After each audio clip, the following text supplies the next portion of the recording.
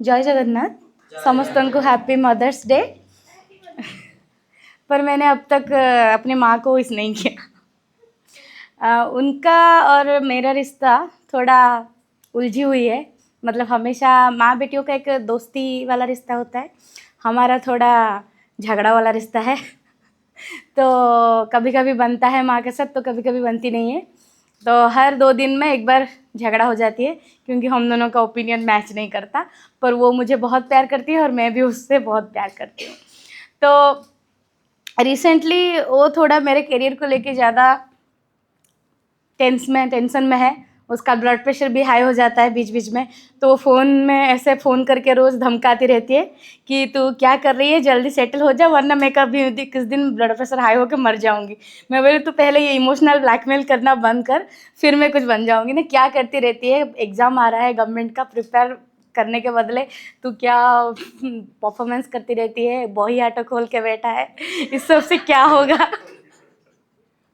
ये सब से पेट नहीं चल भरता, जल्दी सेटल हो जाए। किसी दिन मैं और तेरे पापा गुजर जाएंगे तो फिर टेंशन रहेगा कि तू हमारे बाद क्या करेगी, अब तक सेटल नहीं हुआ है। मैं सेटल का मतलब क्या है, बस गवर्नमेंट जॉब कर जाना और किसी अमीर आदमी से शादी करके सेटल हो जाना, यही उसके हिसाब से मतलब सेटलमेंट है। तो इसलिए हमेशा हमारा आर्गूमेंट होता रहता है। तो उसी के बारे में एक लिखी थी पहले, मैं बहुत दिन पहले, उसको थोड़ा तारीफ करके कि माँ तू ही तो मुझे इस ज़िंदगी में बिना सहारे जीना सिखाई है, चलना सिखाई है। आत्मनिर्भर का नारा मोदी जी से पहले तू मुझे बचपन से सिखाई है। माना तू मुझे घर का सारा काम करवाती है, माना तू मुझे घर का सारा काम करवाती है, पर तू इसी बहाने मुझे ज़िंदगी जीना सिखाती है। हाँ, तू भाई से ज़्यादा मुझे फ़ोन पकड़ने पर डांटती है, तू भाई से ज़्यादा मुझे फ़ोन पकड़ने पर डांटती है, पर फिर तू ही पापा से मेरे कारण लड़ जाती है। तू क्या है माँ, मैं आज तक नहीं समझ पाई, पर इतना पता है मैं अपनी सारी हुनर तेरे कारण पाई। तो ये एक छोटा सा कविता था। और एक माँ को रिप्लाई है मेरा, जब वो हमेशा कहती रहती है कि तू बहुत ज़िद्दी है, बात नहीं मानती है, तो उसके लिए कि हाँ माँ मैं बहुत ज़िद्दी हूँ, माँ मैं बहुत ज़िद्दी हूँ। एक हाथ से बुखार नाप लेती हूँ तो दूसरे हाथ से गिल्ली पट्टी सर पे डाल देती हूँ। एक हाथ से बुखार नाप लेती हूँ तो दूसरे हाथ से गीली पट्टी सर पे डाल देती हूँ। फ़ोन उठाकर तेरी नंबर को 5-6 बार घूरने के बाद तेरी तस्वीर को मेरे सारे दर्द सुनाकर सो जाती हूँ।